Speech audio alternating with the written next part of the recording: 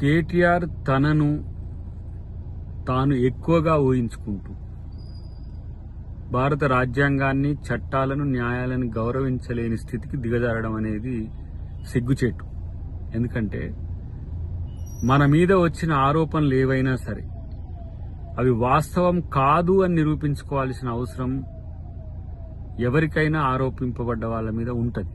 కానీ కేటీఆర్ కొంచెం చట్టానికి అతీతంగా నేను వ్యక్తినన్నట్టుగా, న్యాయానికి అతీతంగా వ్యక్తినన్నట్టుగా ప్రవర్తించడం, లేదంటే జులూం చేయడమో లేకపోతే దబాయింపు చేయడమో, ఇవన్నీ కూడా ఈసడింపుకు గురైతే అనే విషయాన్ని తెలుసుకుంటే మంచిది.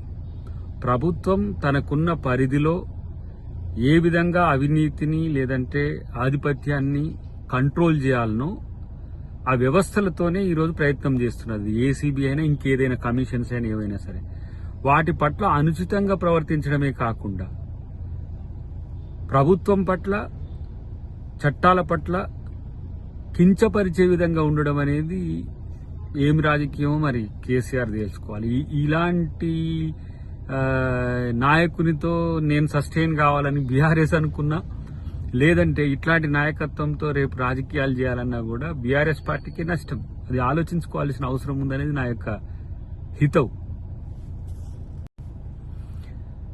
ఏ కేసులు వచ్చినా అటు దేశంలో సోనియా గాంధీ గారు కానీ, రాహుల్ గాంధీ గారు కానీ, ఇటు మా రేవంత్ రెడ్డి గారు కానీ, మా కాంగ్రెస్ పార్టీ నాయకులు ఎవరైనా కానీ చట్టం ముందు అందరూ సమానులే అనే ఉద్దేశంతో ప్రవర్తించిన తీరు మీ అందరికీ తెలుసు. అది ఏదైనా సరే, కేసు ఏదైనా సరే, అటు ఈడీ అయినా సరే, ఇటు ఇక్కడ కేసీఆర్ చేసిన అఘాయిత్యాలు ఏవైనా సరే. కానీ ఈరోజు తప్పు చేయడం వాళ్ళ వంతే, తప్పు చేస్తాం మేము, అది మా బర్త్ రైట్ అన్నట్టుగా మాట్లాడడం, మమ్మల్ని మీరు ఏమీ అనొద్దు, పోలీసులు ఏమనొద్దు, చట్టం ఏమొద్దు అనొద్దు, కోర్టులు ఏమనొద్దు అన్నట్టుగా ఈరోజు ఏ విధంగా కేటీఆర్ ప్రవర్తిస్తుందో మీరు చూస్తున్నారు. రెండు రాష్ట్రాలు కూడా. ప్రత్యేకించి నేను అంటున్నది ఏంటంటే, తప్పు చేయకపోతే కమిషన్స్ ఎస్టాబ్లిష్ కావు, తప్పు చేయకపోతే ఏసీబీ లాంటి వ్యవస్థలు కూడా మిమ్మల్ని ఏమనవు. కానీ మీరు నాట్ టు అరెస్ట్ అని కోర్టుకు పోయినప్పటికి కూడా దాంట్లో ఏమి సందేశం మీ కోర్టు ఇచ్చిందో తెలుసు. అయినప్పటికి కూడా పోలీసుల యొక్క ఏమంటాము వాళ్ళకున్న హక్కును, లేదంటే అవినీతి చేసిన వాళ్ళ పట్లనో ముద్దాయిల పట్లనో వాళ్ళు వ్యవహరించాల్సిన తీరును మీరు గర్హించే విధంగా ఉండడం అనేది ఎంత మేరకు సబబు? మీ కాలంలో అట్లా జరగలేదు కదా.